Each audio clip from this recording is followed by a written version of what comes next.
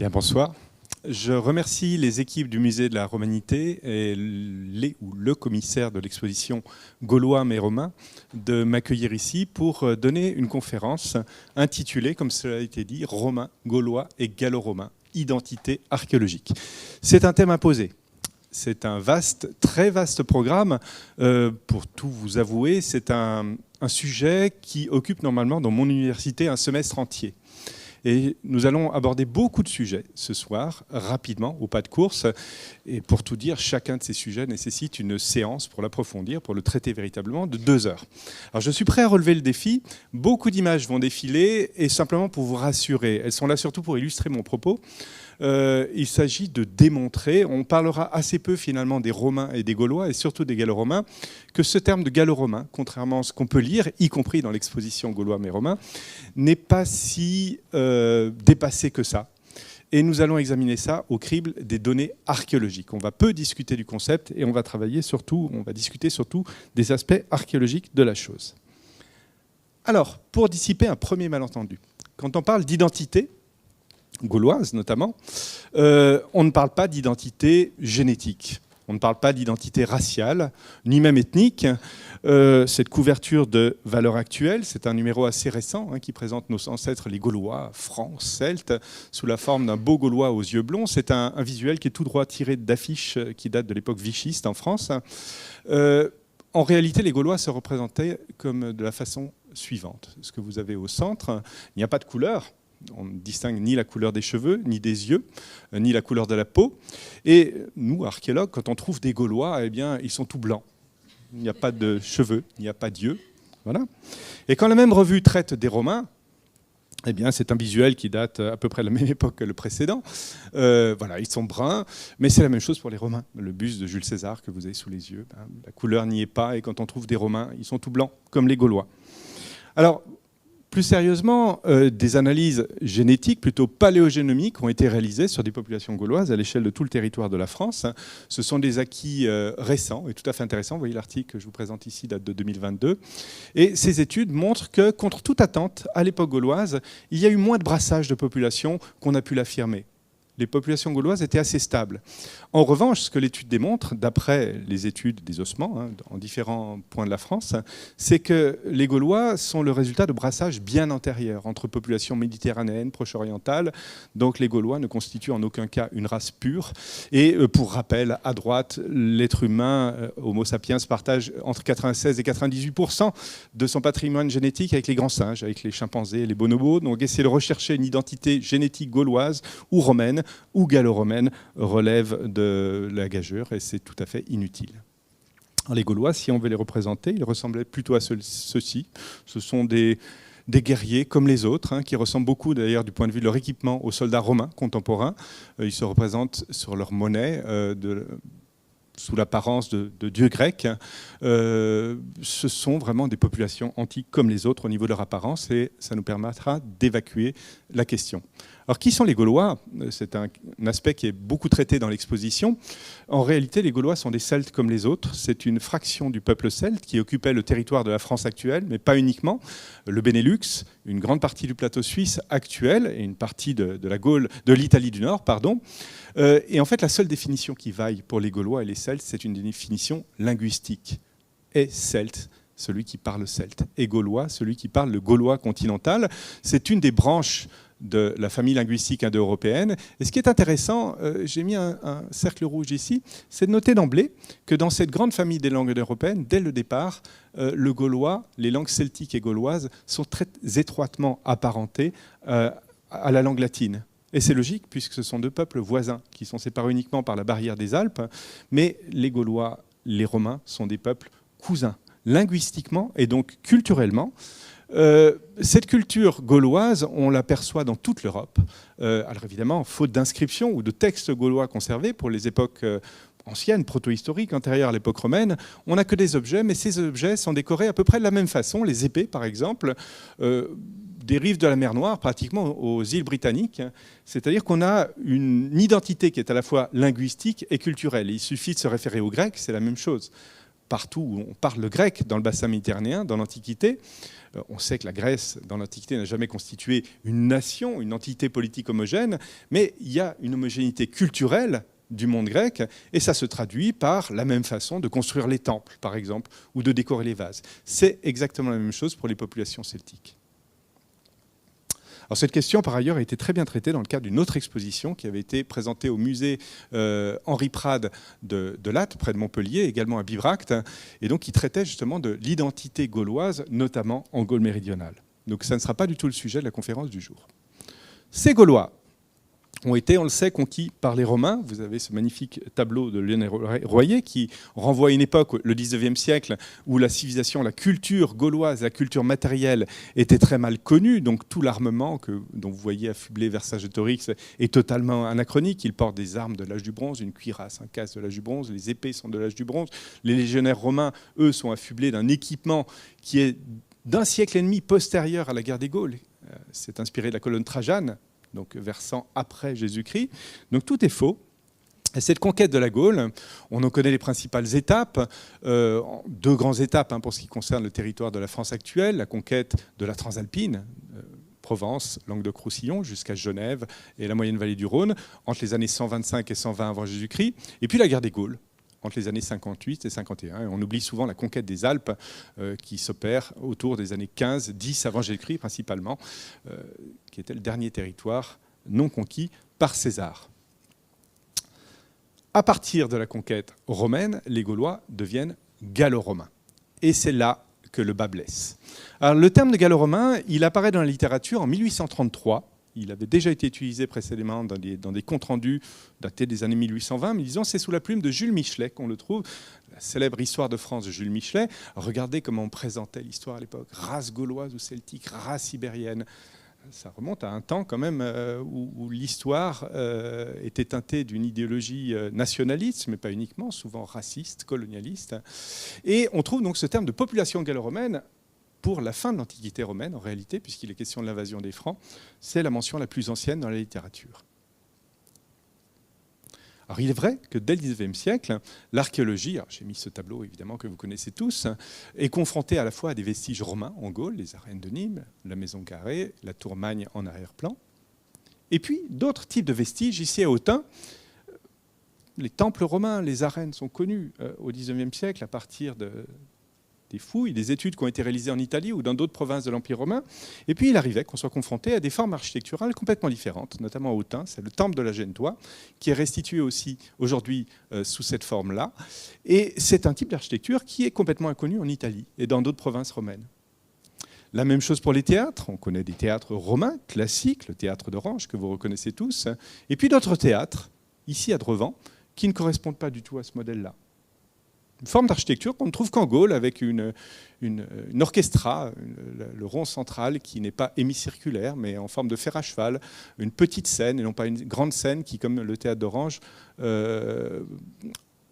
occupe tout le devant de la partie réservée aux spectateurs. Et donc, ce sont ces vestiges très atypiques, spécifiques aux provinces gauloises, qui ont amené les auteurs petit à petit à admettre cette réalité d'une architecture gallo-romaine, d'une civilisation gallo-romaine. Alors on trouve le terme dans le fameux manuel d'archéologie gallo-romaine d'Albert Grenier, professeur au Collège de France, les travaux de Paul-Marie Duval, autre professeur au Collège de France, l'originalité de l'architecture gallo-romaine, et dans des ouvrages beaucoup plus récents. Ici, un ouvrage coédité par la Découverte, les éditions La Découverte et l'INRAP, La France gallo-romaine. Donc, il est entendu, la France est gallo-romaine. Et en fait, tout va changer en 2013.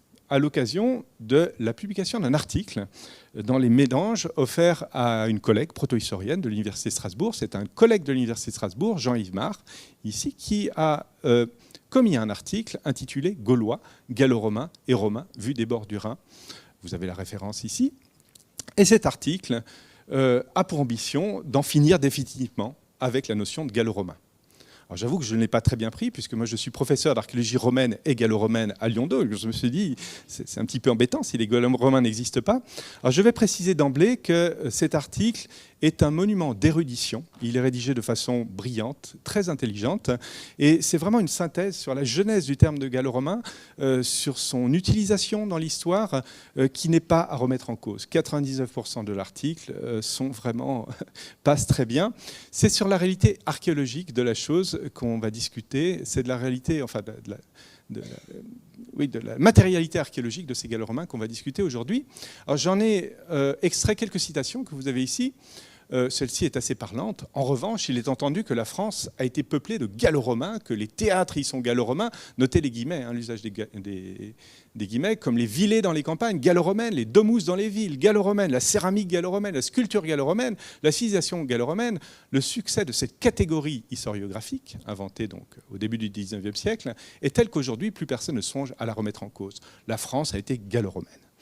Et Jean-Yves Mar note qu'en France, on utilise le terme de gallo-romain, alors que dans d'autres pays, et c'est quelque chose que j'ai retrouvé dans les cartels de l'exposition, on n'utilise pas le terme. Ce n'est pas tout à fait exact.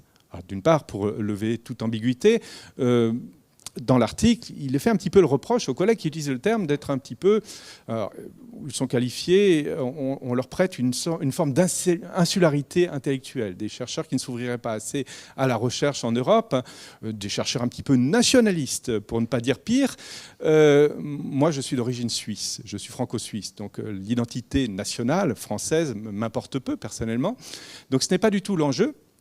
Et dans d'autres pays, en Europe, on trouve ce terme-là, les Brito-romains chez les Britanniques, les Daco-romains en Roumanie, les Daco-romains en Roumanie, on trouve ces termes-là. Il est vrai qu'ils sont beaucoup moins utilisés qu'en France. Pourquoi ? Eh bien, peut-être, c'est parce que cette culture gallo-romaine correspond peut-être à une réalité archéologique. Autre citation, alors là, c'est la remise en cause. Comment peut-on encore parler, sans jamais se poser de questions, de céramique gallo-romaine ? Comment peut-on encore ranger tous les édifices de spectacle, quelle que soit leur date, leur fonction, leur emplacement, dans la catégorie des théâtres gallo-romains ? Comment peut-on considérer la sculpture romaine des provinces gauloises comme une sculpture gallo-romaine sans réduire la complexité d'un phénomène marqué par le brassage des influences et l'universalisation du langage artistique ? Alors je précise d'emblée que je suis tout à fait d'accord avec ce propos, avec cette phrase. C'est vrai qu'il faut se poser la question. La question est légitime, et puis ces interrogations sont tout à fait pertinentes. Sur le fond, on ne peut pas classer tous les édifices. Le théâtre d'Orange n'est pas un théâtre gallo-romain. La maison carrée de Nîmes n'est pas un temple gallo-romain. Ce sont des constructions romaines, complètement romaines, dans des colonies romaines. J'enseigne à Lyon, à Luc-du-Nôme, où on ne trouve rien de gallo-romain, pratiquement. Tout y est romain, parce que ce sont des produits d'importation, des formes architecturales importées, tout y est gallo-romain. Donc il ne s'agit pas de tout mélanger, je suis tout à fait d'accord avec cela. La sculpture, c'est la même chose. Alors, sans lire en détail cette citation, il est intéressant parce que Jean-Yves Mar s'intéresse également à une tendance récente de la recherche, donc en 2013, qui consiste à celtiser l'histoire de la Gaule. Ce sont ses propres termes. C'est l'idée selon laquelle les archéologues, les proto-historiens en particulier, s'acharnent à trouver des formes de romanité, non pas à l'époque romaine, mais avant l'époque romaine, des forats, des forums à l'époque gauloise, des théâtres à l'époque gauloise. Ça semble complètement absurde, dit comme ça. Et il est question d'une forme de littérature militante, c'est-à-dire la volonté de retrouver absolument des éléments romains à l'époque gauloise et puis des éléments gaulois à l'époque romaine, avec cette idée qu'en France, on souhaiterait quand même valoriser une forme de résistance culturelle des Gaulois face aux Romains. Ils ont été vaincus par les armes, mais ils résistent culturellement. Voilà. Alors, là encore, c'est un propos qui est tout à fait pertinent.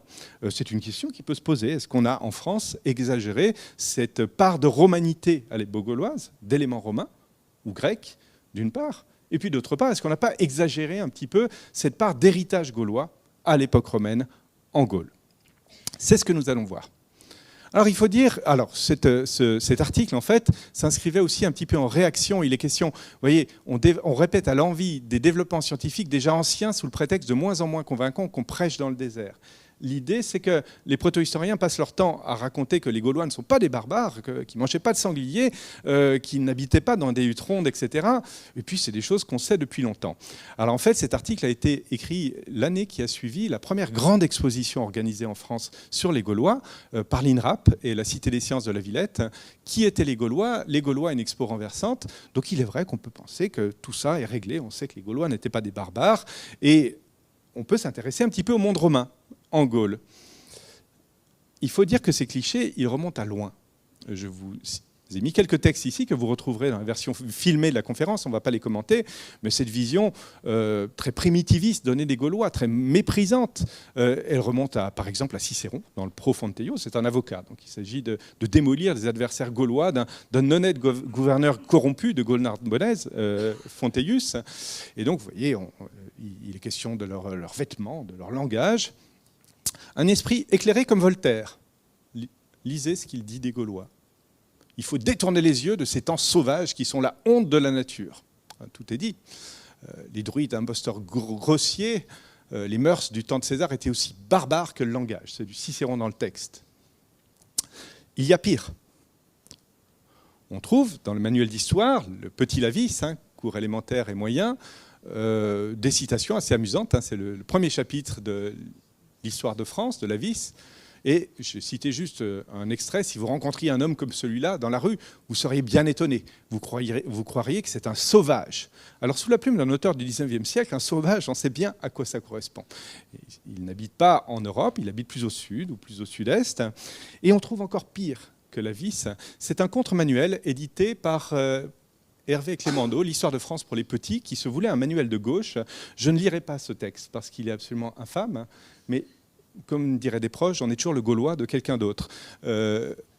Voyez la vision qu'on avait des Gaulois jusqu'au début du XXe siècle. Donc il faut dire qu'on revient de loin. Donc démonter les clichés sur ces Gaulois barbares, aussi barbares que pouvaient être les Africains ou les Arabes d'Algérie ou les Asiatiques du Sud-Est, ce n'est jamais complètement inutile. Il faut à la fois pas forcément glorifier ce peuple, qui était un peuple antique comme les autres, mais il ne faut pas le dénigrer systématiquement. Et c'est un combat qui est effectivement un combat d'arrière-garde, mais qui est toujours utile dans le monde dans lequel on vit aujourd'hui. Alors, ça, ce sont des posters d'histoire qui ornaient les murs de mes salles de classe quand j'étais petit, à l'école primaire. Vous reconnaissez tous, évidemment, le forum de Nîmes, la maison carrée. Ça, c'était les Romains. Et ça, sur la même série de posters, ce sont les Gaulois. Change de monde. Alors, je ne vais pas m'attarder sur ces clichés, les Gaulois qui mangent au milieu des cochons et des chiens par terre, sur des pierres qui ressemblent à des dolmens, les pilotis en arrière-plan, les huttes rondes, les huttes africaines. Ce sont des images qui ont effectivement été balayées par l'archéologie. On retrouve un petit peu cette opposition très tranchée dans un célèbre album d'Astérix, Le Domaine des dieux, où vous avez un monde gaulois tout en rondeur, en forêt, en huttes rondes, et puis un monde romain, tracé au cours d'eau, très minéral, et puis un monde gaulois complètement retranché au milieu de cette conquête de la romanité, le village qui résiste encore et encore à l'envahisseur. On trouve chez Goscinny et Uderzo des vignettes assez intéressantes, et ces vignettes qui ont déjà été présentées dans des conférences précédentes, je crois. C'est Le combat des chefs, paru en 1966, et j'adore ces quelques images puisqu'elles résument assez bien la thématique de la conférence de ce soir. Vous avez un Gaulois qui orne sa hutte. Alors il y avait deux sortes de Gaulois, ceux qui acceptaient la paix romaine et qui essayaient de s'adapter à la puissante civilisation des envahisseurs. Donc ils mettent simplement deux colonnes en pierre devant leur misérable hutte de chaume et de pierre sèche. C'est pour faire gallo-romain. C'est plutôt gallo-grec, galopin, galonné. Vous connaissez toutes ces images. On trouve dans un autre album, Astérix aux Jeux Olympiques, d'autres phrases assez amusantes, quand les Gaulois se rendent compte que finalement ils sont romains, donc ils peuvent participer aux Jeux Olympiques. Nous sommes romains, vive nous les Romains. Et puis ailleurs, bon, les enfants, nous représentons la Gaule. Ne nous moquons pas des indigènes, même s'ils n'ont pas notre passé glorieux et notre culture. Donc, vous voyez, ce sont des questions assez intéressantes. Et si on essayait de résumer tout ce que cela implique, on y passerait de nombreuses heures. Les notions de romanisation, d'hellénisation, d'acculturation, de méditerranisation, d'intégration, assimilation, colonisation, acculturation, on en discute à longueur de colloque. Les hommes politiques de Jean-Luc Mélenchon à Laurent Wauquiez s'affrontent sur la question des Gaulois. J'ai oublié le terme, mais Jean-Luc Mélenchon a même osé parler de créolisation des Gaulois. Alors là, c'était trop. Donc, on ne va pas discuter de vocabulaire, ce n'est pas intéressant. On va s'intéresser uniquement au dossier archéologique et voir dans quelle mesure ce processus d'assimilation a véritablement existé avant la conquête. Est-ce qu'il y a des héritages qui subsistent après la conquête? Et pour cela, on va vraiment balayer de nombreuses thématiques. On va parler très rapidement des structures territoriales et politiques, de la voirie, des infrastructures viaires, mais aussi portuaires, les ponts, etc. On parlera des villes rapidement. question de la religion, les édifices de culte, au sens large, les divinités, les statues, la question des théâtres. Ce sont autant de catégories citées dans l'article de Jean-Yves Marre. Les campagnes, les établissements ruraux, le monde funéraire, et puis un petit peu, mais on n'aura pas le temps vraiment d'aborder ça, la question de la céramique et des petits objets, ce qu'on appelle l'instrumentum. C'est parti. Pour ce qui est des structures territoriales, c'est un acquis de la recherche depuis très longtemps. On sait depuis très longtemps que les peuples gaulois mentionnés dans la guerre des Gaules par César, au gré de ses campagnes militaires, eh bien, ces territoires de peuples, les Bituriges, les Lémovis, les Arvernes, les Séquanes, les Rèmes, les Trévires, eh bien, ces territoires ont été conservés à l'époque romaine. Et s'il fallait pointer un héritage majeur, c'est bien celui-là. Et ça, ce n'est pas un acquis de la recherche récente, c'est quelque chose qui est connu depuis le XIXe siècle, le fait que les Romains aient conservé les structures territoriales. Ce n'est pas rien.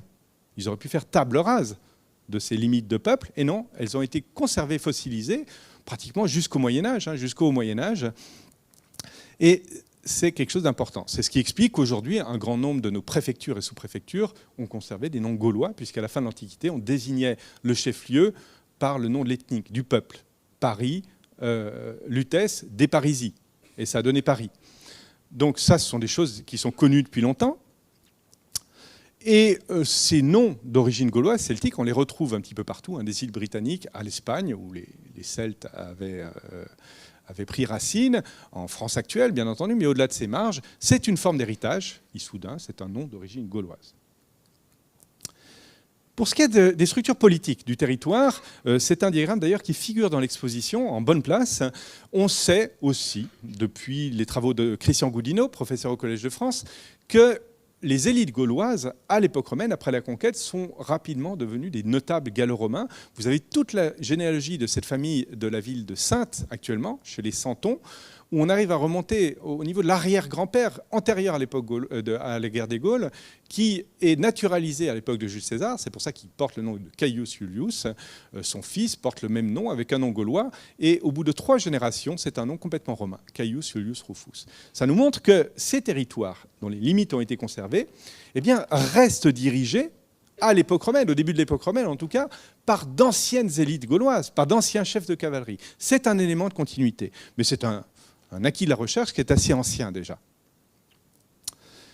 Intéressant, il arrive qu'on trouve dans certains sanctuaires, ici à Argentomagus, Saint-Martial, on est dans le Cher, la petite ville d'Argentomagus, une urne par exemple qui porte le nom de Vercobretto Readas. C'est le Vergobret. Alors qu'est-ce que le Vergobret ?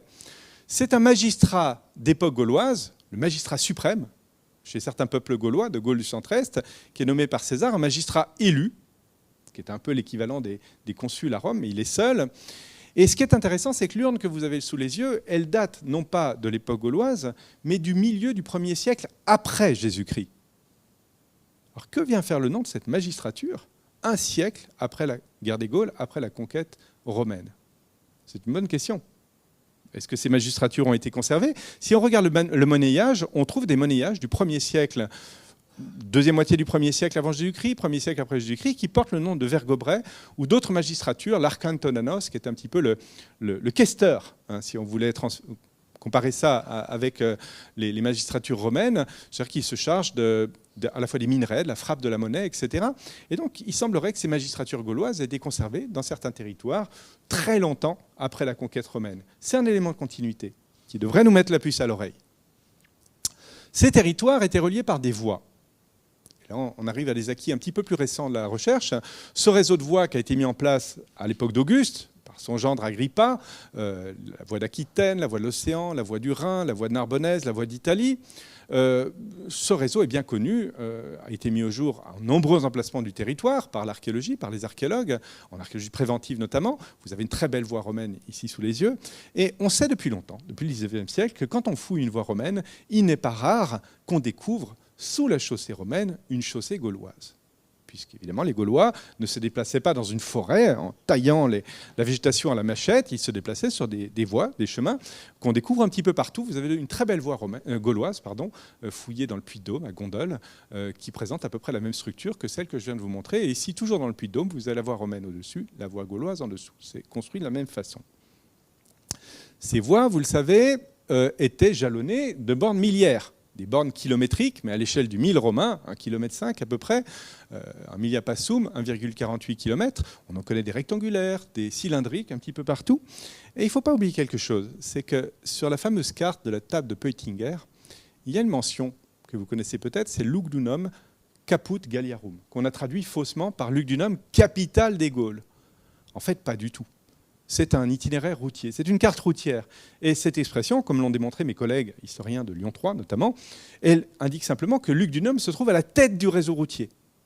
Et il y a une petite mention en dessous qui est intéressante. Usque hic legas. À partir de maintenant, on compte en lieues. Alors qu'est-ce que la lieue? C'est la lieue des bottes de 7 lieues. Et c'est la lieue gauloise de 2,2 km. Que nous indique ce document? C'est qu'à partir de Lyon, quand on remonte au-delà de Lyon, on n'utilise pas le même système métrique, kilométrique si vous voulez, que dans le reste de l'Empire romain. On utilise encore la vieille lieue gauloise. Jusqu'au IIIe siècle, vous avez des bornes, comme des bornes milliaires, mais qu'on appelle des bornes leguaires, parce que, comme vous le voyez ici, on compte en lieues. Ça, c'est un héritage qui n'est pas mince. Et des collègues qui ont travaillé sur la voie Lutèce-Orléans pensent avoir identifié des bornes leguaires qui sont en fait des menhirs retaillés avec des cartouches qui étaient peints, probablement, qui étaient des bornes leguaires qu'on trouve sur le territoire. Un autre héritage assez important. Les ponts romains. J'ai mis ici le pont d'Ambroussomme. C'est quelque chose qui est bien connu, avec leur structure de pierre, leurs pieux de fondation. Des ponts gaulois, on en connaît très anciennement, depuis très longtemps, depuis le XIXe siècle, à l'Athènes, par exemple, Corneau-les-Sauges. Donc il y avait des voies à l'époque gauloise, il y avait également des ponts. Ça semble tout à fait logique. Les ports romains, découverts par l'archéologie, on en connaît beaucoup, aussi le long des fleuves, au bord des lacs. En fait, il existe les mêmes pour l'époque gauloise, avec la même structure. Par exemple, à Chelles, en Seine-et-Marne, Besançon, dans le Doubs, on trouve les mêmes. Donc un territoire qui est déjà jalonné de voies, avec des ponts, des ports, un territoire qui est déjà très structuré, qui nous éloigne très fortement de cette vision de la Gaule recouverte de forêts, ce territoire avec quelques clairières et quelques villages perdus au milieu de la jungle. Ce n'est pas du tout à cette réalité-là que nous confrontent les fouilles. Passons aux villes. Alors, les villes romaines sont connues. Une ville comme Augustodunum, Autun, mais j'aurais pu prendre Arles, Nîmes, Aix-en-Provence, Narbonne, Béziers ou encore d'autres villes de la vallée du Rhône, Valence, Lyon ou Vienne. Elles sont connues. Ces villes présentent un caractère très romain, comme je l'ai dit tout à l'heure. C'est le cas de toutes les grandes colonies de Narbonnaises qui sont des portions de Rome en province. On n'y trouve rien de gallo-romain. L'architecture du forum, des temples, des théâtres, tout cela renvoie à ce qui est connu en Italie. Il n'y a rien de gallo-romain. Il ne s'agit pas de qualifier ces édifices, ces formes d'urbanisme de gallo-romaines, parce qu'elles n'ont strictement rien de mixte, elles sont purement romaines. La même chose à Augusta Raurica, près de la ville de Bâle, en Suisse, dans le sud-ouest de la Suisse. On y trouve un modèle tout à fait canonique de forum romain. On est déjà très éloigné, pratiquement sur le Rhin. Il n'y a rien de gallo-romain dans cette ville d'Aux, à l'exception peut-être de sanctuaires en périphérie, mais on y reviendra plus tard. Alors commençons par regarder, puisqu'on parle des villes, à quoi ressemblait une ville gauloise avant la conquête. Et là, je vais vous parler des recherches que nous menons avec l'université Lumière Lyon 2. Il y a d'ailleurs un membre de la fouille dans la salle, ancien membre de l'équipe. L'oppidum de Coran, dans le Puy-de-Dôme, on a une quinzaine de kilomètres au sud-est de Clermont-Ferrand. Et vous avez ici un plan des fouilles menées entre 2001 et 2024, l'an dernier. Le rempart, le centre-ville. L'intérêt de cette fouille, c'est qu'elle a permis pour la première fois de dégager sur une grande surface un centre-ville gaulois. On connaissait bien les centres-villes grecs, les centres-villes romains. Les centres-villes gaulois étaient pratiquement inconnus, faute de les avoir dégagés, de les avoir fouillés. On connaissait les remparts. Et vous avez ici une vue restituée de cette ville gauloise. On va regarder ça un petit peu dans le détail. Et cette ville gauloise, elle va perdurer après la conquête romaine. Alors comparons ces deux images. Est-ce qu'on a affaire à des réalités très différentes? Pensez à l'illustration d'Astérix de tout à l'heure. Alors oui, c'est un petit peu plus carré pour l'époque romaine. Mais finalement, on y trouve les mêmes éléments. Un sanctuaire là, un théâtre ici, une sorte de petit théâtre en bois là, des habitations qui ne sont pas rondes mais rectangulaires. Voici le plan des fouilles. Donc vous avez le sanctuaire au centre. On parlera surtout du sanctuaire et de l'édifice que vous avez ici, qui est une sorte de proto-théâtre en bois, et partout autour des quartiers d'habitation occupés par des artisans principalement et des aristocrates. Arverne, si ce n'est pas Vercingétorix, c'est son cousin ou son oncle. Et cette ville gauloise devient romaine à partir de la conquête. Alors comparez les deux plans, regardez. Est-ce que ça a changé véritablement? La couleur a changé puisqu'on n'a plus affaire à des constructions en bois et en terre, mais à des constructions en pierre maçonnée. C'est une différence, mais au niveau du plan, de l'organisation de la ville, peu de choses changent. Prenons le sanctuaire, par exemple. Le sanctuaire qui est fondé dans les années 140-130 avant notre ère va être reconstruit à l'époque romaine. Alors, il y a des changements, vous voyez, on n'abandonne pas les plans de petits bâtiments rectangulaires que vous avez ici, on garde la galerie périphérique, on va simplement construire dans l'axe de la porte un nouvel édifice formé de 2 carrés emboîtés, et on va en parler dans un instant. Mais finalement, ce sanctuaire reste un sanctuaire, il est reconstruit, ce qui change, c'est le matériau de construction. On transforme un édifice en terre et bois en édifice en pierre maçonnée. Vous avez l'évolution du lieu de culte, et une restitution de la cour du sanctuaire à l'époque gauloise, cour du sanctuaire à l'époque romaine. Il y a des changements, bien entendu, mais ils ne sont pas majeurs. Ce type d'édifice, avec une grande galerie périphérique, complètement inconnue avant la découverte de Coran, en 2001, on commence à en découvrir un petit peu partout. À Bibracte, notamment. Alors, Coran est identifié à la capitale des Arvernes entre la fin du IIe siècle avant notre ère et la guerre des Gaules. Là, on est chez les Éduins, en Bourgogne, et c'est la capitale des Éduins. Et on trouve un édifice qui est très, très similaire au niveau de son plan. Vous avez l'édifice de Bibracte, l'édifice de Coran, et il semblerait qu'on ait affaire à une forme d'édifice public qu'on commence à retrouver dans à peu près toutes les agglomérations gauloises d'importance, qu'on pourrait comparer au temple romain ou au forum romain, et on commence à en retrouver un petit peu partout. Et ce qui est intéressant, c'est que ce plan à galerie périphérique renvoie à une catégorie historiographique bien connue, qui est celle des temples gallo-romains. Alors j'ai mis pour rappel ici les différences entre le temple grec et le temple romain, et puis à côté les temples gallo-romains, connus depuis le XIXe siècle, qui n'ont vraiment rien à voir avec ces deux catégories. Et ces temples, on les trouve exclusivement en Gaule, et plus précisément en Gaule aquitaine, en Gaule lyonnaise, en Gaule belgique, mais pratiquement pas en Gaule narbonnaise. En fait, une grande partie des points ici devraient être discutés. On les trouve principalement dans ces 3 provinces impériales de Gaule aquitaine, lyonnaise et belgique, et pas ailleurs. On n'en trouve pas en Espagne, on n'en trouve pas en Italie, on n'en trouve dans aucune autre province de l'Empire romain. Donc la question posée au XIXe siècle, se dire, mais est-ce qu'on ne les trouve pas là parce qu'ils renvoient à une tradition indigène antérieure? Elle était tout à fait légitime, mais elle devait être vérifiée et questionnée. Et en fait, la réponse est venue de la fouille du premier sanctuaire gaulois fouillé en Gaule, à savoir le sanctuaire de Gournay-sur-Aronde, dans l'Oise. Alors, avant cette découverte-là, on imaginait la religion gauloise comme ça. Les druides qui cueillent du gui dans les arbres avec leurs serpes d'or. Ça collait bien avec l'image des Gaulois sauvages vivant au fond des bois. Et donc ça a été un véritable choc, une révolution, puisqu'on est tombé sur un sanctuaire avec un enclos carré, non pas rond, une entrée à l'est, comme tous les sanctuaires antiques, grecs ou romains, et puis un temple, ici, carré, lui aussi, avec une grande fosse au centre. Ce qui est intéressant, c'est qu'à Gournay-sur-Aronde, il n'y avait pas que ça. Vous aviez le temple gaulois, ici, et au-dessus de ce temple gaulois a été construit un temple gallo-romain. Et j'ai mis ici plusieurs plans que j'avais compilés dans un article il y a une dizaine d'années, qui montrent la superposition de ces temples gaulois, carrés, la juxtaposition, et ces temples gallo-romains formés de 2 carrés emboîtés. On connaît aujourd'hui des dizaines d'exemples. Il est difficile de prétendre que ce type de plan qu'on trouve qu'en Gaule ne tire pas son origine de ce type de plan qu'on trouve en Gaule avant la conquête romaine. L'affiliation, elle est très bien établie aujourd'hui. Ici, c'est un exemple, l'oppidum du Martberg, vous voyez, les petits temples d'époque gauloise du 1er siècle avant notre ère et leur reconstruction à l'époque romaine. Donc, oui, au vu du dossier archéologique, ces temples sont bien des temples gallo-romains. C'est-à-dire qu'ils ont une origine gauloise, c'est un plan qu'on ne trouve pas ailleurs, et c'est un plan qui a été repris à l'époque romaine. Et même sous le grand temple de Janus, la Genétois, qui était le premier édifice de cette catégorie que je vous montrais tout à l'heure, eh bien des recherches tout à fait récentes conduites par l'université de Besançon et de Toulouse, Philippe Barral, Martine Joly et plusieurs collègues, et Mathieu Thivet, ont montré que ce temple avait une histoire très ancienne qui remontait pratiquement au 3e, 4e siècle avant notre ère. Donc ce grand temple monumental de type gallo-romain, il a des origines gauloises comme tous les autres, je dirais. Il existe des temples gallo-romains construits sans antécédent, mais ils s'inspirent de ce modèle-là. Donc l'affiliation pour les temples, elle est totalement établie. Alors parfois, on arrive à des monstres architecturaux comme celui-ci, des aberrations. On est à Briga, en Seine-Maritime, Bois-l'Abbé, et vous avez un temple central, plus ou moins de type italien, et puis autour, partout, des petits temples de type gallo-romain, et de façon encore plus curieuse, un édifice longiligne, inscrit dans la façade, et cet édifice a été identifié par les archéologues, au moment de la découverte, comme une basilique. Et là, les spécialistes de l'architecture ont dit « Non mais vous dites n'importe quoi, la basilique, c'est jamais dans l'axe du temple, c'est toujours en face sur le forum, ça ne marche pas comme ça. Ça ne fonctionne pas comme ça. Jusqu'à ce qu'une année plus tard, on trouve une inscription avec la mention de Basilica, Basilicam, au centre de l'édifice. Eh bien oui, en Gaule romaine, on a affaire à des catégories d'édifices, des juxtapositions d'édifices qu'on ne trouve pas ailleurs dans l'Empire romain, qui sont un peu bizarres, qu'on ne comprend pas forcément, mais qui constituent bien une spécificité architecturale. Alors, une question sur laquelle on ne s'attardera pas trop, mais à quelle divinité ces temples gallo-romains étaient dédiés? Eh bien, César nous donne la réponse.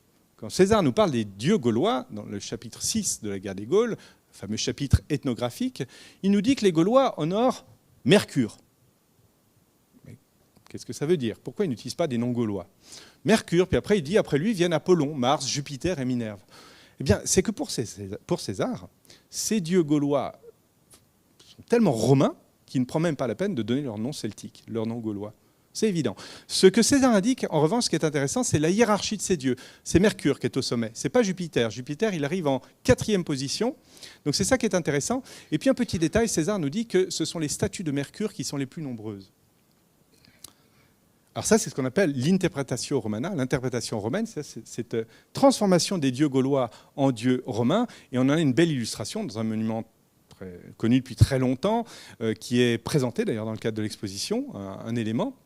Le pilier des Nautes à Lutèce, qui se dressait sur l'île de la Cité, où l'on trouve à la fois des représentations de dieux gaulois, Cernunnos, Tarouos, Tricaranus, Esus, et des représentations de dieux romains, Vulcain, Jupiter.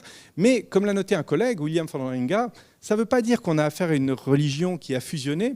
Ce pilier, il célèbre plutôt la suprématie des dieux romains sur les dieux gaulois. Jupiter est tout en haut, et tout en haut, en réalité, ce qu'on a, c'est cette inscription dédiée à Tibère César, l'empereur Tibère, qui montre que le dieu suprême en Gaule, maintenant, ce n'est plus Mercure, c'est l'empereur, avec Jupiter, ou après lui vient Jupiter, et puis tout en bas, on va avoir les dieux gaulois. Mais malgré tout, ça veut dire que ces dieux gaulois, on aurait pu les supprimer complètement, effacer leur mémoire. Ils sont malgré tout conservés à un stade assez avancé de l'époque romaine. Alors parlons de ces dieux, est-ce qu'ils étaient représentés? Pendant longtemps, on a écrit qu'il n'existait pas en Gaule de statues de culte, alors que César nous dit le contraire. Il nous dit qu'il y avait beaucoup de statues à Mercure. Alors ces statues de culte, ils sont connus dans l'iconographie antique. Vous avez une statue d'Apollon, temple du même nom à Pompéi. On a des représentations sur des vases à relief qui représentent, ici vous avez l'un de ces temples gallo-romains avec le bâtiment principal et les galeries périphériques et une magnifique statue de Mercure au centre. Et on trouve des représentations de statues sur des monnaies gauloises frappées juste après la conquête. On connaît des statues de culte en Gaule, beaucoup, en bronze, en pierre. Pour la Gaule, il a longtemps été affirmé que les Gaulois, contrairement à tous les autres peuples de l'Antiquité, ne représentaient pas leur dieu, concrètement, sous forme de statues. Alors là, c'est la source d'un autre malentendu. Parce qu'on a des statues, celle-ci est présentée à l'entrée de l'exposition, les deux d'ailleurs, la statue de Finier et la statue du dieu de Bourret, ou de l'Élie de Bourret, on ne sait pas vraiment s'il s'agit d'une divinité. Le moins qu'on puisse dire, c'est que ce ne sont pas des représentations classiques.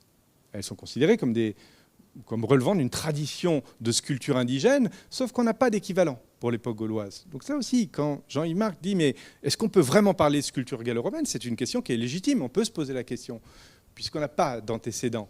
Mais on peut aussi également se demander « mais d'où viennent ces formes si elles ne remontent pas à l'époque gauloise ?» En fait, la réponse, elle est donnée très simplement par les archéologues. C'est qu'on connaît dans les lacs suisses, à Genève, à Yverdon-les-Bains, à Villeneuve, toujours sur le lac Léman, mais aussi à Bobigny, au nord de Paris, à Rodez, et il en existe d'autres, des statues gauloises qui ont été miraculeusement conservées parce que plongées dans un milieu humide, et ce sont des statues en bois. Elles ont été conservées là, elles ne sont pas conservées ailleurs. Et quand César nous parle de statues, il ne parle pas de statues en pierre, il parle de statues en bois, tout simplement. Et quand on prend ces statues en bois, eh bien on voit qu'il y a un lien de filiation stylistique assez évident entre ces statues gauloises et les statues gallo-romaines qui présentent la même posture très figée, les bras le long du corps, qui ne sont pas des représentations classiques de Mercure, par exemple. Et donc le lien de filiation, là, il est bien établi également. Et on retrouve d'ailleurs ces statues à l'époque romaine, ici à Magny-Cours, c'est une découverte assez récente dans la Nièvre, et vous avez donc des statues de ce type qui étaient dressées au milieu des temples, au 1er siècle après Jésus-Christ. Dans les sanctuaires gaulois, on revient à Gournay-sur-Aronde, on ne trouve plus de statues. Mais ce qu'on trouve en revanche au milieu des temples, c'est un gros trou Une fosse très profonde, souvent, qui a été interprétée dans les années 1980 comme un hôtel creux, un hôtel dans lequel on jetait du sang, le sang des victimes animales, peut-être de la cervoise, du lait, du vin, toutes sortes de choses. Et il y a quelques années, je me suis quand même interrogé sur ce concept, parce que quand on prend tous ces plans, on a toujours un gros trou au milieu, on n'y trouve pas d'ossements, on n'y trouve rien. Et en réalité, ce trou, il ressemble beaucoup au trou de poteau environnant, qui constitue le temple lui-même. Et j'ai proposé, dans un article qui est paru en 2016, une hypothèse que je trouve beaucoup plus simple. C'est que ces gros trous centraux, pour une partie d'entre eux en tout cas, correspondent plutôt à des fosses d'implantation de la statue en bois au centre du temple. Là encore, ces Gaulois rentrent dans la normalité, ils représentaient leur dieu comme les autres, mais sous forme de statues en bois qui ne sont pas conservées ou exceptionnellement conservées. Et d'ailleurs, quand on fouille certains temples gallo-romains, comme Nitri dans Lyon, c'est intéressant parce que le temple, alors vous voyez la superposition, le plan est exactement le même. Un 1er siècle après Jésus-Christ, 1er siècle avant Jésus-Christ. Au centre du temple d'époque romaine, on a une fosse qui a livré des éléments de statue en calcaire coquillé. Donc là, on a dit, ce trou, c'est évidemment la fosse d'implantation de la statue. Et le temple gaulois qui est dessous, on retrouve un trou également au centre. Et là, on a dit, c'est un hôtel creux. Wow. Si je regarde les deux, je me dis c'est peut-être la même chose, sauf que là on a une statue en bois qui n'a pas livré de fragments, comme ici. Autre élément de conservation, on ne va pas trop s'attarder sur cette question-là, à la fois l'écriture celtique qu'on va retrouver dans des documents du IIe siècle après Jésus-Christ, le fameux calendrier de Coligny qui est visible au musée de Lugdunum aujourd'hui, et puis des fêtes du calendrier celtique, tout le calendrier de la religion celtique, qui était encore pris en considération au IIe siècle après Jésus-Christ. Ça, c'est un élément de continuité, ça, c'est un héritage important dans le domaine religieux. Voilà. Maintenant, revenons à Coran, on va passer au théâtre, puis c'était une des catégories questionnées par Jean-Yves Mar. Je regarde où on en est du temps. Oui, on va aller au pas de course. Alors, ces théâtres, revenons à Coran. À côté du sanctuaire de Coran, juste dans l'angle, on a un théâtre très bizarre, de plan rectangulaire. Alors, vous voyez, c'est lié architecturalement, on ne va pas rentrer dans le détail. C'est un théâtre gallo-romain, tout à fait classique, ou plutôt aussi atypique que tous les théâtres gallo-romains, c'est-à-dire que le mur périphérique n'est pas hémisphérique, il est hémicirculaire, il est quadrangulaire. On a une orchestra en fer à cheval et non pas hémicirculaire. Là encore, un tout petit bâtiment de scène là. Et en fait, la grande surprise, ça a été, au moment de la fouille de ce bâtiment, de découvrir que ce théâtre gallo-romain en pierre recouvrait un théâtre gaulois en bois. Alors j'utilise le terme de théâtre avec des guillemets, comme mon collègue. Pourquoi ? Parce que ce n'est probablement pas un théâtre. C'est un édifice à gradins. Ce qui est intéressant, c'est que là, le lien de filiation, il est tout à fait établi, aucun doute. Et en fait, j'ai rapproché ce plan plutôt de plans connus dans le monde grec, qui sont des plans de salles d'assemblée, d'hémicycles d'assemblée, appelés bouleuterion ou ecclésiasterion. Et donc, on a plutôt affaire à ce type de plans, des hémicycles, plutôt des édifices d'assemblée avec des gradins rectilignes, hérités des gradins en bois. Et en fait, l'analyse du mobilier retrouvé dans ce théâtre en bois de Coran confirme cette lecture, puisqu'on y trouve à la fois de l'armement, on y trouve des éléments liés à l'écriture, des stylets, on y trouve des monnaies qui sont mutilées, des monnaies de chefs gaulois qui ont été volontairement mutilées. Et c'est une pratique qu'on connaît bien à Rome, la damnatio memoriae, qui consiste à effacer l'image d'un homme politique par défiance.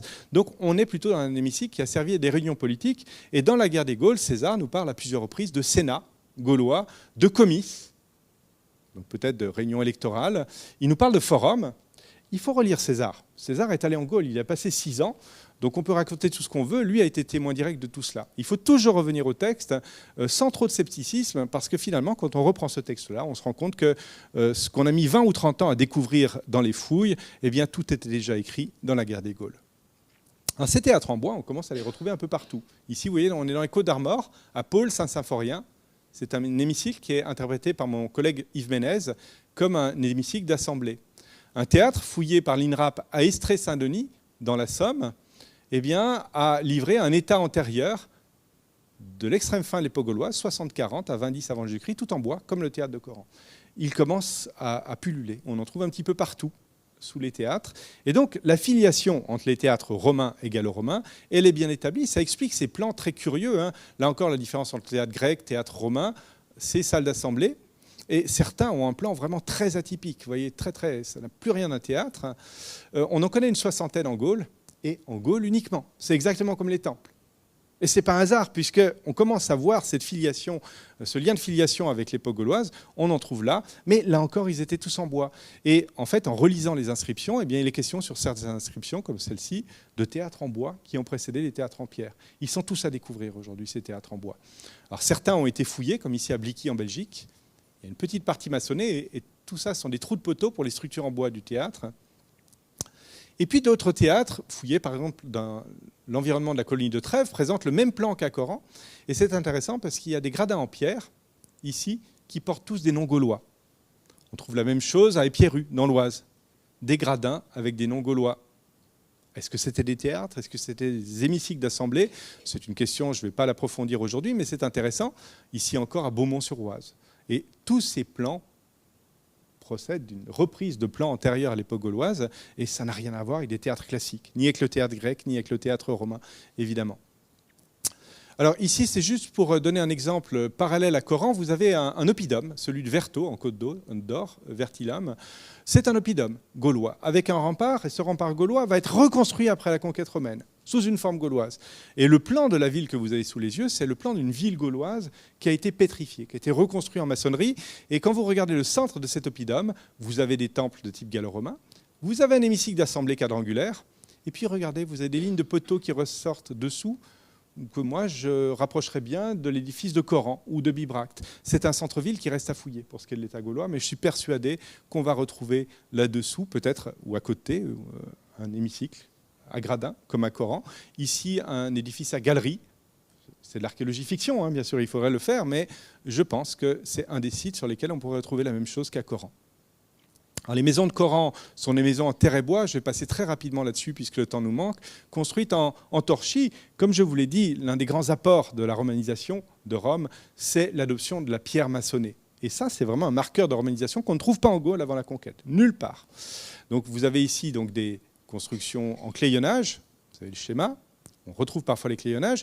Alors à Coran, ce qui est intéressant, c'est que vous voyez les murs maçonnés en verre reprennent complètement le plan des maisons gauloises en bois.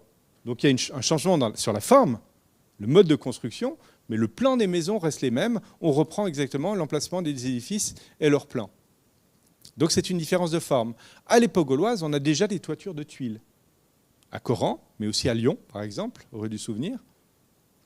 Et il ne faut pas oublier que le bois, la terre, c'est aussi utilisé dans le monde romain. Cette opposition qu'on voyait dans Astérix entre un monde minéral romain et un monde organique gaulois fait de terre et de bois, elle est complètement factice puisque des maisons romaines en bois, on en trouve, et le premier état de la colonie de Lugdunum, fondée en 1943, est construit intégralement en bois. On a des forums en Gaule, celui d'Aoxt, ou chez les Daces, à Sarmizegesusa, qui sont construits intégralement en bois, encore en 100 après Jésus-Christ. On utilise de la terre sous forme de briques, ça c'est une innovation romaine. Mais ce qu'il est vrai, c'est que la construction maçonnée a permis de réaliser des construction plus solide, et surtout l'usage du mortier hydraulique. C'est ce qu'on appelle l'opus cementicium, la construction maçonnée au mortier de chaux. Parfois, on ajoute de la terre cuite pilée. Ça, c'est un art qui est typiquement romain. Vraiment, on n'en trouve pas la trace. Il y a bien un marqueur de romanisation qui résiste aux découvertes les plus récentes de l'archéologie, et ça a permis notamment la réalisation de constructions très monumentales, très durables, surtout très pérennes, et surtout ce genre de choses. Je ne vous ai pas fait l'offense de légender cette photo, mais tout ce qui relève de l'hydraulique, les aqueducs, les thermes, les latrines, les bassins, les fontaines, les nymphées, etc., c'est quelque chose qu'on ne trouve pas à l'époque gauloise, parce qu'il faut pour cela maîtriser ces techniques de l'opus cementicium. Les termes d'Arles ici, les termes de Constantin, leur restitution, ça c'est quelque chose qui relève de la culture romaine, qu'on ne trouve pas, peut-être qu'on le trouvera un jour, mais qu'on ne trouve pas en tout cas pour l'instant, en Gaule. Mais c'est assez normal, puisque les termes romains en Italie, ils apparaissent sous Auguste, à Rome, les termes d'Agrippa. Alors, il serait quand même bizarre d'en trouver en Gaule avant d'en trouver en Italie. C'est un anachronisme.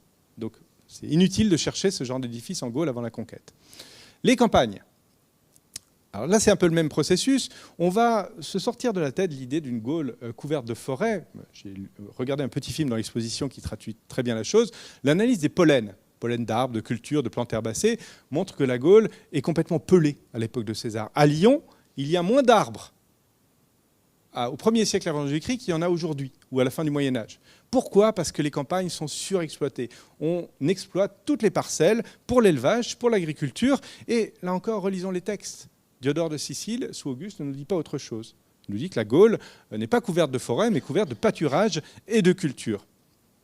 Alors cette campagne, elle est jalonnée de centaines, plutôt de milliers de fermes qui avaient à peu près cet aspect-là, des fermes gauloises. Et c'est à l'emplacement ou à côté de ces fermes gauloises que vont s'implanter des villas romaines. Vous avez ici une carte qui est à peu près à jour réalisée par l'INRAP, des villas romaines en Gaule. Il y en a beaucoup, des zones de concentration. On les trouve par l'archéologie aérienne, par les fouilles, comme ici. Et en fait, il existe deux grands types. C'est une restitution de ces villas romaines, là encore. Si on compare ça avec l'image de la ferme gauloise du pâtural que je vous montrais il y a un instant, c'est une différence de forme. Les bâtiments sont carrés, rectangulaires, vous avez des parcelles autour, des enclos, sauf que là, c'est maçonné. C'est la seule différence. Alors, il existe deux types de villets. Des villets qui sont construites sur le modèle italien, italique, comme en Italie du Nord, par exemple, en Toscane, sont les villets à plan centré. Ces villets n'ont rien de gallo-romain. Sont de purs produits d'importation. Celle que j'ai fouillée ici, que je vais vous présenter dans un instant, elle a été fondée par un colon romain originaire de Campanie. Il a tout importé. Les bains, les décors, on a absolument tout qui est importé. Mais il existe une deuxième catégorie ici, qui sort un petit peu de cette catégorie-là, les villets à avant-cour et pavillons alignés. Vous voyez, le plan est très différent. Vous avez un bâtiment résidentiel, une grande cour avec des annexes agricoles, artisanales, alignées le long de la cour. Alors ces villas à plan centré, voilà le site dont je vous parlais, qu'on a fouillé avec l'Université Lumière Lyon 2 entre 2008 et 2011.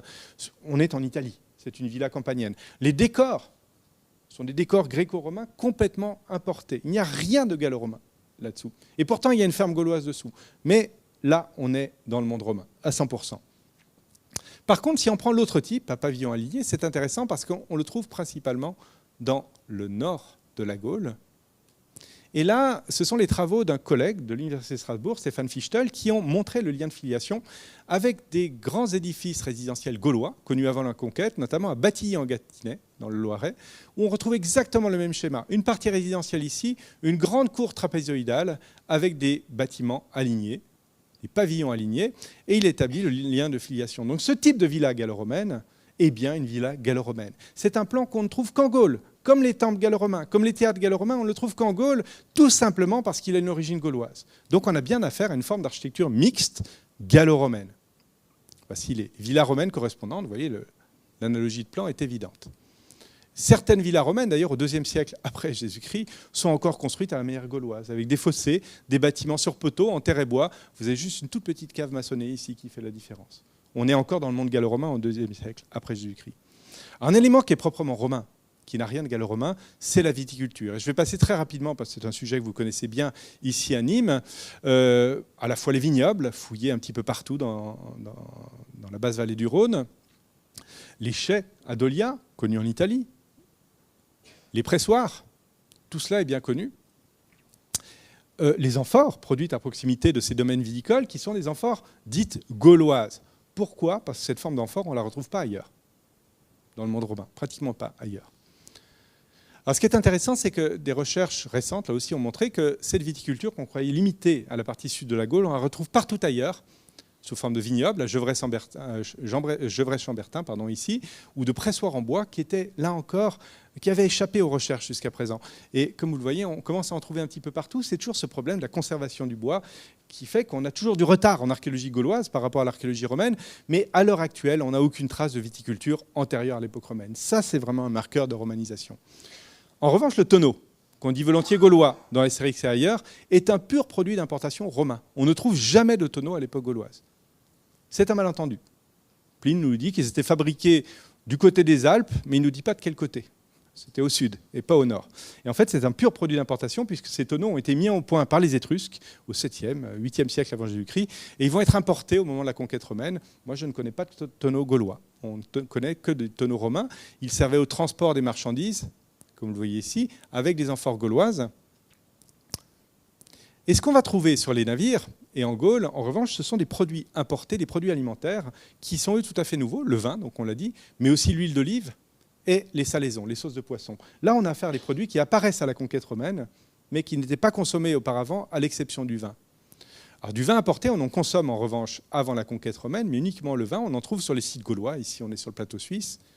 On trouve des vases importés en bronze. On trouve d'autres produits à l'époque romaine, et uniquement à partir de l'époque romaine, notamment tout ce qui est coquillages et crustacés. Ça, c'est vraiment un apport lié à la conquête romaine, lié à l'élaboration de nouveaux réseaux commerciaux d'échanges avec les côtes de la Méditerranée et de l'Atlantique. On trouve aussi des fruits et des légumes importés de loin, de très loin parfois. Là, c'est quelque chose qu'on va trouver à l'époque romaine, qu'on ne trouvera pas forcément à l'époque gauloise. On en termine par le monde funéraire, les pratiques funéraires. Là, ça ira très vite.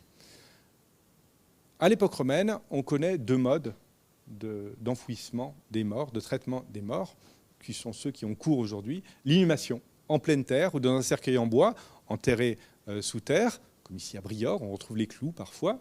Et on connaît également la crémation. On brûle le mort sur un bûcher, on recueille les cendres ou on laisse les cendres sur place. Non pas les cendres, mais les restes brûlés du défunt. Ça, c'est bien connu. Pour l'époque gauloise, on va retrouver exactement les deux mêmes modes. Et dès le début de l'époque gauloise, dès le premier âge du fer, on a des inhumations dans des cercueils en bois, en pleine terre, et des crémations. C'est exactement la même chose. Donc, pas de différence là majeure entre l'époque gauloise et l'époque romaine. En revanche, à l'époque romaine, on a des mausolées très monumentaux, inspirés du mausolée, l'une des 7 merveilles du monde, du mausolée d'Halicarnasse. Vous avez ici le mausolée d'Auguste, qui était appelé à Rome Tumulus Augusti, le tumulus d'Auguste. Alors tumulus, ça, c'est un mot latin qui désigne le tas de pierres et de terre. C'est un mot générique. Et ces tumuli, en fait, ils s'inspirent de tumuli proto-historiques d'époque étrusque, ici à Cerveteri, par exemple, et on va retrouver exactement les mêmes à la même époque en Gaule. Donc là, c'est un élément de parenté, de part et d'autre des Alpes. C'est la même façon de construire les tombes. Mais on connaît quand même en Gaule des tombes qui sont un petit peu plus monumentales, un peu plus architecturées, notamment ce qu'on appelle ces mausolées piliers, on trouve un peu partout, qui font très romain dans l'ensemble. Sauf que souvent, on trouve des nécropoles gauloises dessous. Et c'est une découverte assez récente, effectuée en Suisse, sur le site de Regensdorf, je ne sais plus dans quel canton, où les fouilles ont mis en évidence, pour une période très ancienne, qui est le tout début du 1er siècle avant notre ère, eh bien, des fondations empierrées qui présentent le même plan. Alors, est-ce que, on n'ose pas le dire, mais est-ce que même ces mausolées n'auraient pas une origine gauloise ? Et est-ce qu'il ne s'agirait pas de construction gallo-romaine ? Même si elles ont évidemment leur forme, leur architecture, leur décor est évidemment romain, mais là encore, est-ce qu'il n'y a pas un lien de filiation ? Quand on regarde le mobilier funéraire, on en terminera par cela, si j'arrive à avancer. Voilà, ici. Ah oui, un élément apporté par la conquête, c'est bien entendu l'épigraphie funéraire. C'est une stèle qui est conservée au musée, je crois, même dans ce musée même. Donc ça, c'est quelque chose qu'on ne trouve pas à l'époque gauloise. Jusqu'à qu'un jour, on tombe sur une inscription peinte ou gravée dans le bois. Mais pour l'instant, rien de tel. On trouve à l'époque romaine des stèles gravées, sculptées, inscrites, qui étaient peintes. Qu'est-ce qui nous dit que ça n'existait pas à l'époque gauloise ? En réalité, on ne le sait pas. Il est très possible, et même probable, qu'il existait des marqueurs qui signalaient les tombes qui étaient entièrement en bois. Mais là, on est dans l'archéologie fiction, évidemment. Tant qu'on n'en a pas trouvé, on ne peut pas le dire. Mais ça ne serait pas très étonnant, en réalité. Ce qui est certain, par contre, c'est qu'on retrouve sur certains sites gaulois, ici à Paul-Saint-Symphorien, dans les Côtes d'Armor, des bustes en pierre qui représentent probablement des ancêtres. Et le découvreur de ces bustes, toujours Yves Ménez, c'est le même site qui a livré l'hémicycle d'assemblée que je vous montrerai tout à l'heure, eh bien fait le rapprochement avec ces bustes d'ancêtres qui étaient conservés dans l'atrium des domus romaines de Pompéi ou d'Herculanum ou d'autres villes romaines. Le parallèle est assez séduisant. On aurait une forme de culte des ancêtres qui passait par les mêmes voies. Donc encore un élément de convergence, de parenté avant la conquête romaine. Si on prend le mobilier de tombe, comme ici à Clémency, dans le Luxembourg. Vous avez une tombe gauloise, aménagée à l'époque gauloise, avec des amphores, des vases, des éléments de banquet. Quelques kilomètres plus loin, dans le même pays, à Göbingen-Nospelt, on retrouve exactement les mêmes éléments, avec des amphores romaines, de sauces de poisson, de vin importé d'Espagne, un grand dolium qui servait à faire de la bière, brassage de la bière indigène, un seau de tradition gauloise indigène, et puis des cruches de tradition romaine, tout est mêlé, des éléments romains, des éléments gaulois, et on est à l'époque d'Auguste. Voilà encore un mobilier que moi je ne peux qualifier que de gallo-romain, parce qu'on mélange des céramiques romaines, des céramiques gauloises, ou en tout cas de tradition gauloise, et on est bien dans une mixité culturelle. Et quand on regarde les pratiques funéraires, il y a vraiment une grande continuité dans ces pratiques. Si on regarde les objets, j'en terminerai par cette image. Là aussi, je pourrais continuer des heures sur les objets, mais les amphores de type romain sont bien connus. Le vin importé dans des amphores italiennes de type Dressel de 4. En Gaule du Sud, on va privilégier cette forme qui est assez inédite dans le monde romain. On en trouve quelques exemples en Lusitanie. Mais en fait, elle s'inspire directement des vases gaulois, dits balustres, à fond plat. Donc pour moi, c'est bien une amphore de tradition gauloise, gallo-romaine. La même chose pour les fibules. Vous avez des fibules typiquement romaines, portées par les soldats de César, de type Alésia. C'est amusant parce qu'elles portent le nom d'un site gaulois, mais elles sont totalement romaines. Alors qu'ici, désolé, c'est que j'ai écoulé mon temps, mais ça tombe bien parce que j'en ai terminé. Vous avez donc ici une fibule, en revanche, qui date de l'époque du règne de l'empereur Claude. Donc on est un siècle après la conquête romaine, et en fait, elle est totalement gauloise. C'est-à-dire qu'elle s'inspire complètement de modèles qui sont datés du 2e, 3e siècle avant Jésus-Christ. On les appelle d'ailleurs des fibules de tradition latine 2, de l'Athènes moyenne. C'est une sorte de revival d'objets vintage qu'on recrée à la gauloise, pas par nostalgie ou par fierté, mais parce que c'est le goût, la mode de l'époque. Et donc c'est bien une fibule de typologie gallo-romaine. L'origine est gauloise, mais elle date de l'époque romaine. Quand on aborde les aspects, je vous ai dit, c'est un semestre entier, je pourrais montrer beaucoup d'autres exemples, on se rend compte qu'en Gaule, quand on sort des centres-villes, des centres des colonies romaines du sud ou ailleurs, qui n'ont rien de gallo-romain, on est dans le monde romain, c'est une portion de Rome en province, eh bien on est confronté à des formes d'architecture mixte, des décors mixtes, de la sculpture mixte, un monde qui est complètement entremêlé de cet héritage gaulois, de ces apports romains. Et si on essaie de synthétiser tout ça, qu'il s'agit des structures territoriales, des structures politiques, de la voirie, des infrastructures, des villes, des édifices de culte, des villes qui sont reconstruites au même emplacement, des temples, des théâtres, des fermes, des établissements ruraux, certaines fermes en tout cas, des monuments funéraires, de la statuaire, des pratiques funéraires, la céramique, les petits objets, etc.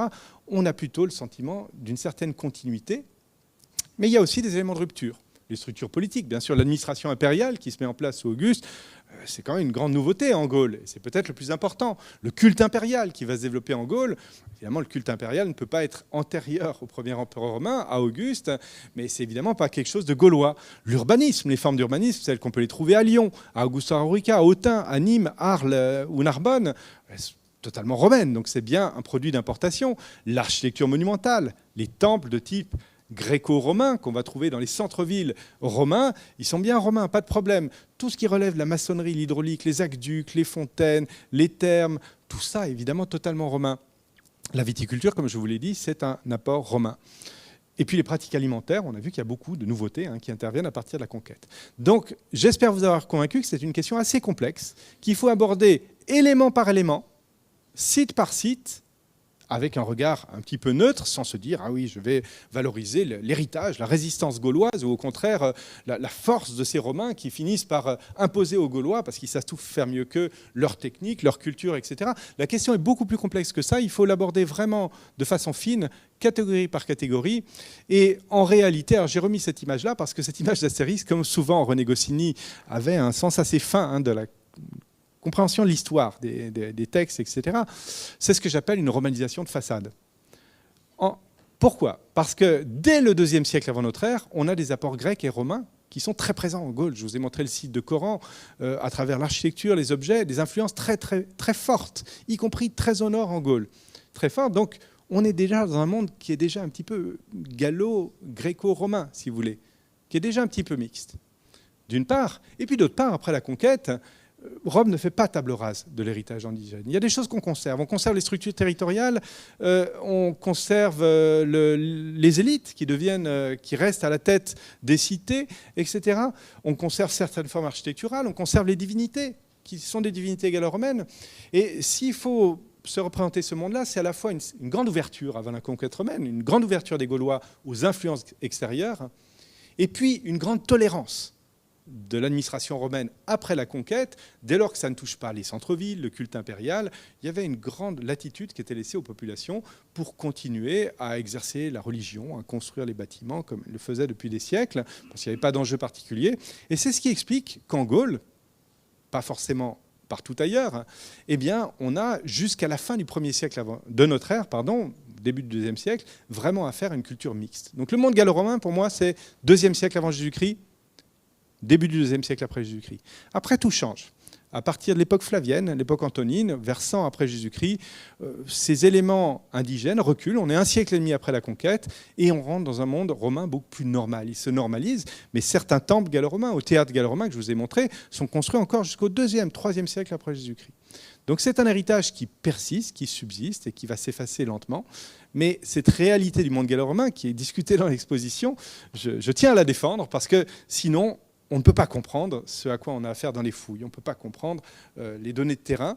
Si on voit tout sous le prisme de l'Empire romain, on a affaire à des formes trop atypiques pour qu'on puisse véritablement comprendre ce qu'il en est. Mais il faut prendre les choses vraiment avec les éléments de continuité, les éléments de rupture, et puis catégorie par catégorie. Voilà, j'ai assez abusé de votre patience. Je vous remercie pour votre attention et j'ai quelques minutes, je crois, pour répondre à vos questions, si vous en avez.